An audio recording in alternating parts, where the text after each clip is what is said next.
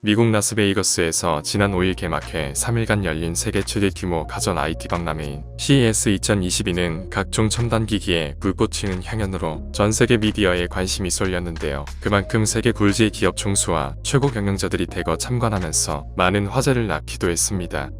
특히 이번 행사에는 삼성전자, 현대차, SK, 현대중공업, 두산 등 한국 주요 대기업은 개막 첫날 미디어 행사를 통해 소통하며 2년 만에 오프라인으로 열린 CES 무대의 중심에 섰는데요.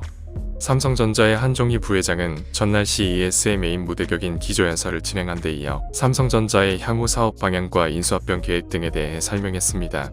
특히 한 부회장은 일본의 소니, 중국 TCL 등 경쟁업체 부스를 찾아 기술 동향을 살피는 등 바쁜 일정을 소화했습니다.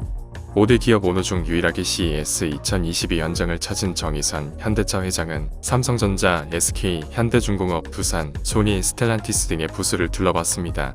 한국의 최고 경영자들이 바쁜 시간을 쪼개어 다른 기업의 부스를 둘러본다는 건 그만큼 관심이 있다는 뜻인데요. 특히 바로 뒤에서 쫓아오는 중국 IT 기업 전시관들은 필수적으로 참관하곤 했습니다. 반면 요 몇 년간 일본 기업들의 전시관은 철저히 무시하는 경향이 있었습니다. 그만큼 경쟁에서 멀었죠. 관심 밖이라는 거죠. 그런데 이번 행사에서는 그동안 발걸음이 뜸했던 일본 기업 전시관을 방문해 눈길을 끌었습니다. 바로 소니 전시관입니다. 소니의 경우 이번 CES에서 전기차 진출을 선언하며 갑자기 주목을 받았습니다. 소니가 일본 기업의 체면을 살린 셈이죠. 일본 기업들이 관심에서 멀어진 좋은 사례가 2019년 독일 베를린에서 열린 유럽 최대 가전 전시회 IFA 2019입니다. 당시 IFA에는 중국의 TCL, 하이센스, 하이얼 등은 물론 샤프, 도시바 같은 일본 기업들도 참여했습니다.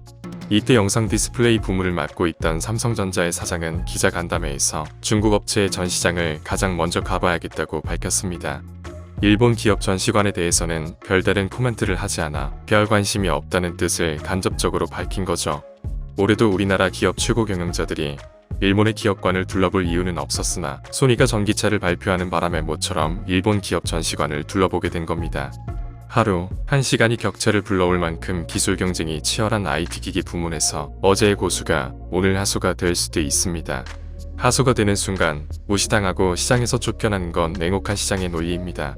기술의 일본이 어느 순간 한국은 물론 중국으로부터도 무시당하는 수준으로 떨어졌고 이를 만회하고자 소니의 전기차가 등장하자 다시 한국과 중국, 전 세계가 관심을 갖게 된 겁니다. 이상 업데이트부였습니다.